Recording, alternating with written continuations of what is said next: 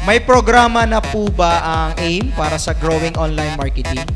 As of now, we leave the program sa kanya-kanyang grupo.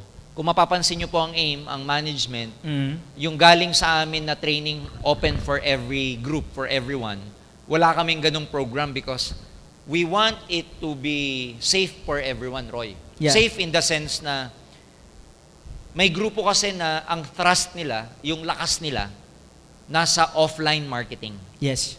Meron tayong mga grupo na traditional pa rin ang ginagawa, like yung home party, OPP sa coffee bean, one-on-one, centering. Yan yung tinatawag nating offline.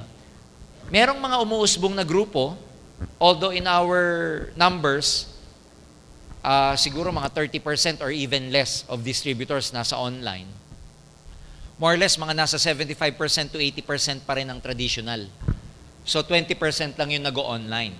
So in terms of that, the program, ayaw namin na mag-spearhead yung company na i-open for all yung online para hindi ma-defocus yung mga nag-offline. Yes. Nakuha nyo siya? Kasi mamaya niyan, itong mga nag-offline, masyadong ma-overwhelm sa online, pabayaan na nila yung kanilang offline marketing.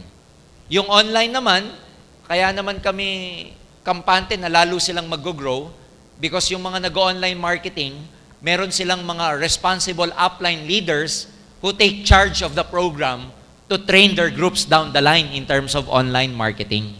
Kaya kami po, hindi namin pinagbabawal yung gustong mag-training ng online, hindi namin pinagbabawal sa bawat grupo yan, but at our end, being sa company, wala kaming initiative, we do not initiate an online marketing training program for the whole.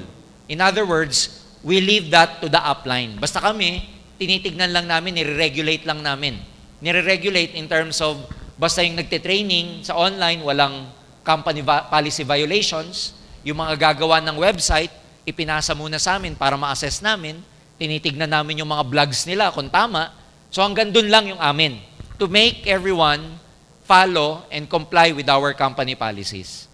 So with that, mas binibigay namin yung responsibility sa mga upline para mag-train sa mga downlines nila.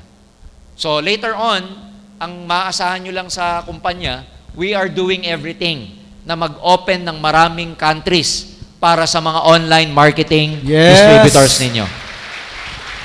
We are doing everything, especially sa Europe, Roy. Medyo, hopefully, malaki.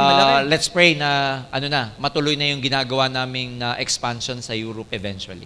Grabe. So, doon yung kami maaasahan na para magkaroon tayo ng mga BCOs para sa mga online distributors ninyo. So, dito may mga market sa Europe. Ayan, Sino? Yan. Europe. Grabe. Mahina doon ang 7 heads. Oo, kasi one advantage sa ibang bansa, yung 56,000 dito for 7 heads, very minimal lang sa ibang bansa. Kaya nga maraming online na lumalaki kasi yung purchasing power, mas malaki sa ibang bansa. Yung Italy, sir, talagang 7 heads naman eh. Walang 1 head eh. Wala parang pa nag-1 head ka doon, baduy ka. Kaya rin parang... Ha? Didiscriminate ka? Ha?